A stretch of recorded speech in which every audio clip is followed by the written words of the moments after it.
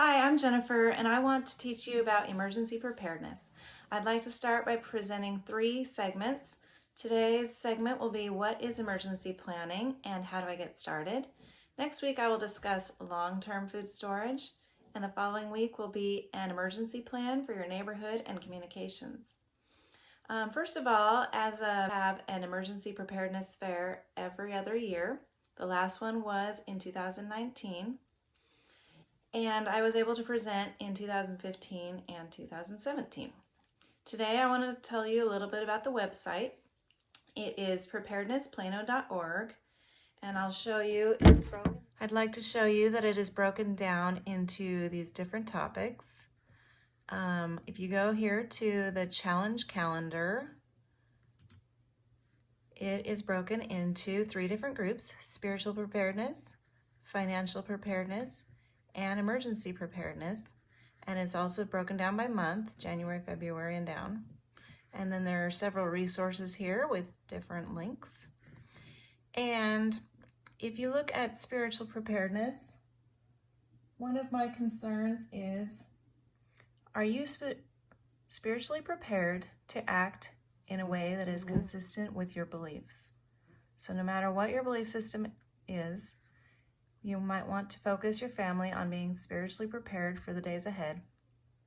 As you can see here also, financial preparedness, to track your expenses, analyze your finances, and I will not go into that. But here, the emergency section is where I'm going to start talking about. If we go back here to different categories, and you go down to emergencies. I opened it already. All right, emergencies. And my paper is right here, 72-hour emergency supplies. And I have it already to go over here. All right, so what is an emergency? Emergencies have lots of different possible types. So there are lots of different types of emergencies. When I was really small, 2 years old, my family had a house fire. So a house fire is one emergency that happens quite frequently, and it happens really, really fast. So you have to be out of your home within about 3 minutes before it completely fills up with smoke. And here's an emergency kit for just that type of emergency. I keep this underneath my bed, and I have one for every family member. And another thing I keep in there is a pair of flip-flops. So there are 3 or 4 things that they recommend. Flip-flops to protect your feet, gloves to protect your hands, some type of a flashlight, and a whistle. So that is the basic 3-minute kit is what we call it. In my 3-minute kit, I added some latex gloves, an N95 mask, pen and paper, and some duct tape. So those are some basic things. I actually have earplugs in here, but I don't know why. So there are some basic things that I thought would be important if you're fleeing your home. Maybe so I can sleep in a hotel with my husband snoring. All right, so those are some basic emergencies. Another emergency, my sister was, speaking of fires, in California, they recently had some forest fires. And so she had to evacuate her family. So what kinds of things would you grab if you had to evacuate? You would need to grab a bag, which we call a 72-hour kit. And a 72-hour kit is enough supplies for you and your family. And it'll have food in it. It'll have like 1 pair of clothes and water, some real basics. Another thing, here we go. Another thing I have in my emergency kit is estate planning and I have things like Social Security card, copies of passports, home insurance, appraisals for our home, medical insurance, all of those things that I would need. One experience that I had was during Hurricane Katrina. I moved to Texas in that same week, and a lot of people were coming from Mississippi, Louisiana. So they were actually ended up moving and enrolling their kids in schools in a new state. So they needed those things that would be required for enrollment. All right, so those are a couple of things. I'll go ahead and just walk you through what I have typed in this document that I created, and then I will wrap it up. All right, so what would be in your 72-hour emergency kit? What items are in an emergency pack? Water, food, first aid, tools, sanitation, clothing, and personal documents. Why do I need an emergency pack?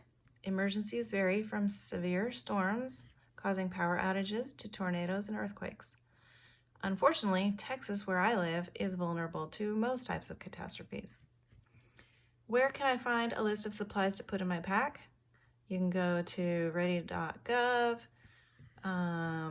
You can contact 211 or 211.org during an emergency if you have access to it. Where do you put your supplies? You can put it in a container such as large trash can, camping backpack, suitcase, or ice chest.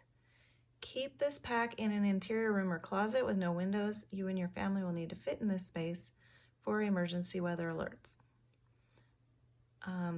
So I just keep mine in my closet in my master bedroom. How often do I rotate my emergency food? We try to go through our food every 6 months.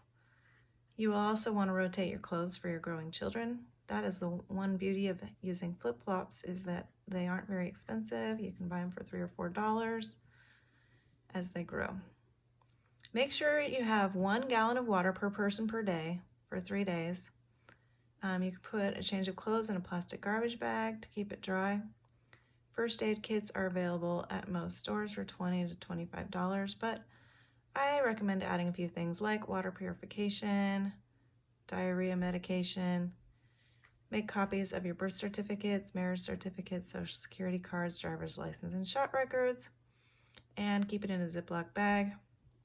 All right, you might also want to make a little list of kinds of foods that your family would like to eat during an emergency. So there's my list. Another resource is readyshelby.org, which I saw a long time ago, but I believe they still keep it very current. Here are some items that I would have in my emergency kit, the different types of food. Here are my first aid items. I have it listed on here. 3-minute emergency kit, we just went through that. Important documents, I also showed you that, having some medical records and your birth certificate, etc. What are short and long-term solutions for water storage? If you know there's an emergency coming, you could fill your bathtub. I try to keep a 55-gallon drum full of water in my garage. A water filter would be good. We use the life straws. That way they're really quick to bring with us if we had to leave. You can drink straight out of a lake with a life straw. The Berkey is very popular, but it would be for home use, I believe. It's pretty bulky. You can buy water storage containers. How can you filter and purify water without a filter? One thing that I would recommend is taking a sheet of fabric and pouring some whatever pond water into a bucket filtering it with the sheet, and then you can boil it. So boiling it is one way that you'll definitely kill any diseases. And you can see here, you need to have it rolling boil for 1 minute. So that doesn't take very long. You just have to get it up to a boil. Disinfectants, you can use bleach. So there are lots of different ways to disinfect water. 3-month supply is called expanded storage, and this is for food. So as we've been experiencing during the coronavirus shutdowns, sometimes you can't go to the grocery store, or sometimes they just won't have food.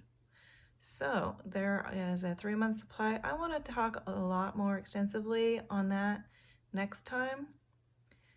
There's quite a lot on here about food and also recipes of 1-year food storage. So some people go so far as to try and have enough food for a whole year.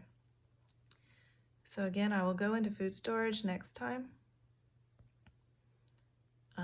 Gamma lids, resources, all of those things I will talk about next time. All right, everyone, I'm going to wrap up this video. I hope you enjoyed it. Again, please go to preparednessplano.org for all of these resources. And it's 2020, so you never know what's going to happen. So just be a little bit more prepared every day. If you check out that calendar, that'll really help because it's broken down by month. So each month you'll just focus on 1 or 2 things. One thing that I always try to do is each month try a new skill, like a new recipe, or if I've never shot before, how to shoot a gun, or different skills that you may want to know how to do, gardening, all kinds of things. And please post your questions below. I'd be happy to answer them. And I will try to post a new video next week for the next section, which is emergency food supply. All right, bye everyone.